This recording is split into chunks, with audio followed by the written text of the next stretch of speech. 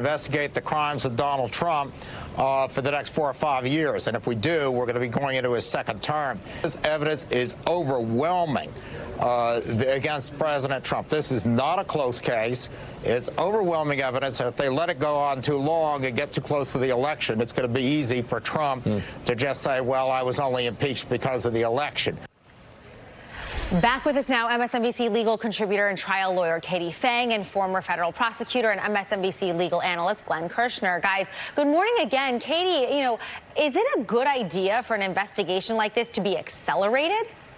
Well, you obviously want to move with expediency, but, the bottom line is you want to make sure that you do such a thorough investigation that it's unimpeachable, no pun intended. And so the bottom line is when you actually do the depositions, for example, October 11th, Joe, we have the former ambassador to Ukraine, Marie Yovanovitch. Well, obviously, we're going to want to know what she has to say because Kurt Volker, he was deposed for 8 hours. And so we want to know what she has to say about the involvement of Giuliani, Barr, Pompeo, Trump, whether or not there was pressure vis-a-vis, providing aid to the Ukraine in exchange for an investigation into Joe Biden as a political opponent for Donald Trump. You don't want to rush the process, but you also do not want to be kissing the November 2020 elections because you also don't want to taint that potential well of saying that we did not do this for political reasons. And so I do think there's a good idea to speed it along.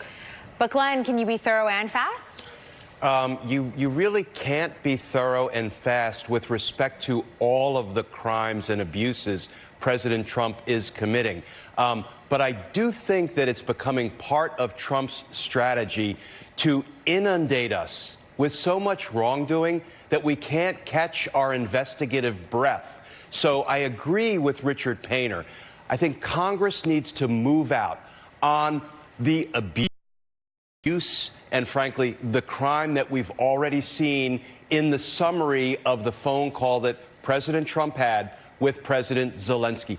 It's all right there. It's an abuse of power, holding money hostage that was designed to go to Ukraine to help them defend themselves against Russian aggression in exchange for dirt on his political opponent. That's an impeachable offense, self-contained, done. And I do think Congress needs to move out on that because if we now move to what he said about China and what he said about now he's throwing Rick Perry under the bus, which I find amusing because it goes from perfect phone call with Zelensky, beautiful phone call, but if anything wrong with it, it's Rick Perry's fault. How transparent is this sort of shifting narrative?